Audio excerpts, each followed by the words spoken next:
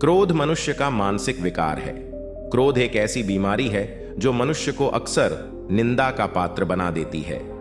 क्रोध किसी भी व्यक्ति का स्वभाव नहीं है, यह एक अर्जित विकार है। बद्धे गुरुओं का कहना है कि मनुष्य शांत और सहज क्यों नहीं रहना चाहता। शांत और सहज रहने में जो आनंद है, जो सुख है, वह अशांत हो जाने पर कैसे हो सकता है। जो व्यक्ति क्रोध करता है वह अपनी किसी भूल से क्रोध नहीं करता, हमेशा दूसरे की भूल से क्रोध करता है। भूल दूसरा करता है और क्रोधी व्यक्ति अपने को सजा देने लगता है। क्रोध की अवस्था में मनुष्य अपना संतुलन खो देता है, शरीर में खून का संचार बढ़ जाता है, आंखें लाल हो जाती हैं। इसका स्पष्ट कारण है कि खून का वेग ज्यादा बढ़ जाता है। हमारा शरीर शांति चाहता है, लेकिन हम अपने विचारों से ग्रस्त होकर किसी कारण के बगैर क्रोधित होकर शरीर को अशांत कर देते हैं, जो शरीर की प्रवृत्ति के विपरीत है। क्रोधी व्यक्ति कभी स्वस्थ नहीं रह सकता। उसे रात में नींद नहीं आती है, कब्ज बना रहता है, ठीक से भूख नहीं लगती और मित्रों के मध्य वह घृणा का पात्र समझा जाता है। जब क्रोध हमारा स्वभाव नहीं है तो हम क्यों उसके वशीभूत हो जाते हैं। कई बार हम सुबह उठते हैं और क्रोध में चले जाते हैं। पूरा दिन नर्क बन जाता है, किसी काम को मन से नहीं कर पाते हैं। आइए इसे एक बुद्ध की कहानी के माध्यम से समझते हैं।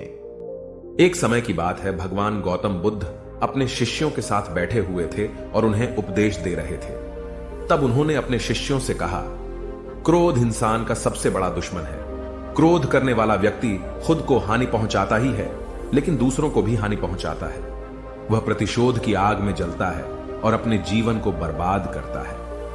उनके उपदेश खत्म हो जाने के बाद उनके शिष्यों में से एक शिष्य खड़ा होता है और उसे बोलता है, तू एक ढोंगी है। तेरी बातें मनुष्यों के रहन सहन से विपरीत है। तू जो भी कहता है उसे अपने जीवन में अनुसरण नहीं करता और दूसरों को यह सब करने कहता है। जब उसका वह शिष्य गौतम बुद्ध को उल्टी सीधी बातें कह रहा था, तब गौतम बुद्ध ने कोई प्रतिक्रिया नहीं दी और वे शांत बैठे थे।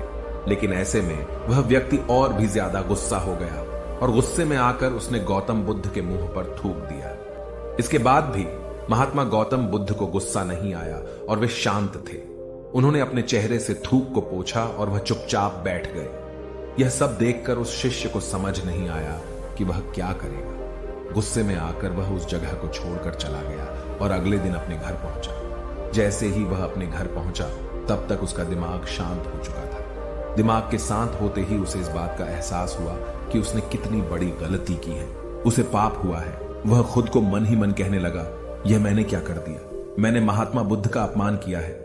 ऐसा पाप मैं कैसे कर सकता हूं। मैंने बहुत बड़ी गलती कर दी। मुझे जाकर उनसे माफी मांगनी होगी। यह कहकर वह तुरंत ही गौतम बुद्ध के पास चला गया, लेकिन गौतम बुद्ध उस स्थान पर नहीं थे। ऐसे में वह शिष्य जगह जगह भटक कर उन्हें खोजने लगा। जैसे ही उसे महात्मा बुद्ध मिले तो वह उनके पैरों पर गिर गया और उनसे कहने लगा, मुझे माफ कर दीजिए, मुझसे गलती हुई है। मैंने आपका अपमान किया है। मैंने यह बहुत बड़ा पाप किया है। यह सब देखकर गौतम बुद्ध ने उससे कहा, शांत हो जाओ, क्या बात है, मुझे बताओ, तुम कौन हो। गौतम बुद्ध के यह पूछने पर वह शिष्य चौंक गया। वह सोचने लगा कि महात्मा बुद्ध मुझे कैसे भूल सकते हैं, मैंने तो उनका अपमान किया था। यह सोचकर उसने महात्मा बुद्ध से पूछा, मैं वही शिष्य हूं जिससे कल आपका अपमान किया था और आप इतनी जल्दी मुझे भूल गए। महात्मा बुद्ध ने उस शिष्य से कहा, मैंने तो पहले ही वह स्थान छोड़ दिया है और तुम अभी तक वहीं खड़े हो। तुम्हें अपनी गलती का आभास हो गया है, तुम पश्चाताप कर चुके हो। अब तुम आज के दिन में जीने का निर्णय लो। यदि तुम बीते हुए कल की बातें याद करके परेशान रहोगे तो तुम्हारा वर्तमान और भविष्य दोनों बिगड़ेंगे। तुम अपनी गलती से सीखो, उसे दोहराने की जगह आज को सुधारो।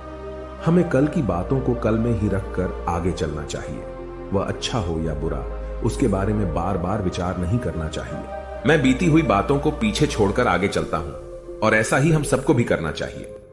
महात्मा बुद्ध की यह बातें सुनकर वह शिष्य और भी ज्यादा प्रभावित हुआ और उनसे बोला, मैं आज से आपकी हर बातों को माना करूंगा।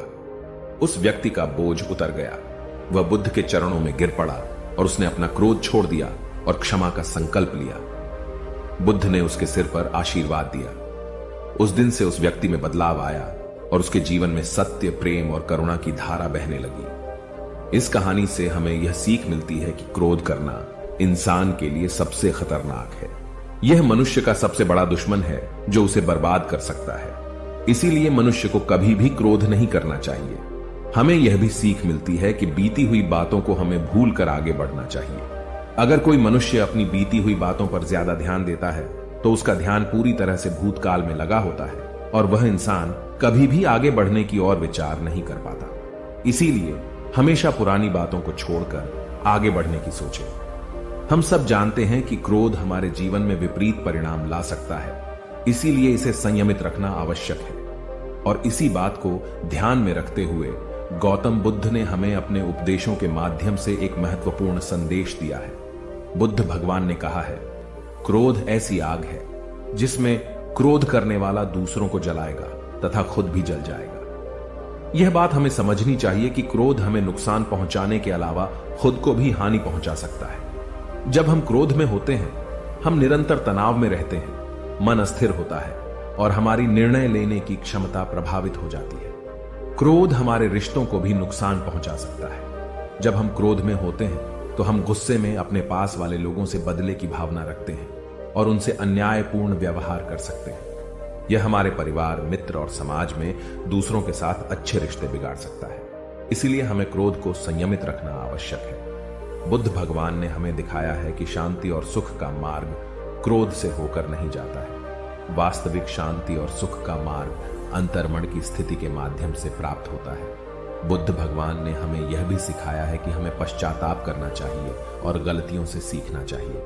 जब हम पश्चाताप करते हैं तो हमारी अज्ञानता और दुष्कर्मों के प्रभाव से मुक्त होने का मार्ग खुलता है।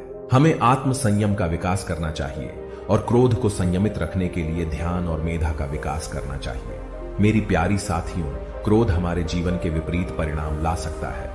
हमें अपने आप को संयमित रखने की सामर्थ्य प्राप्त करनी चाहिए। हमें पश्चाताप करना और उससे सीखना चाहिए। हमें शांति और सुख की ओर बढ़ने के लाए और क्रोध को नियंत्रित करके अपने जीवन को सुखी और समृद्ध बनाने के लिए प्रयास करना चाहिए। गुस्सा करके हम अपने सामने होने वाली चीजों को सिर्फ एक तरह की नजर से देखते हैं और कई बार ऐसा व्यवहार हमें वो चीजों और नजरियों से दूर रखता है जो कठिनाइयों का सामना करने में सबसे जरूरी होते हैं। यदि आप ऐसी और मजेदार कहानियों और संदेशों को और सुनना चाहते हैं तो हमें सब्सक्राइब करें। नमो बुद्धाय। आपका स्वागत है।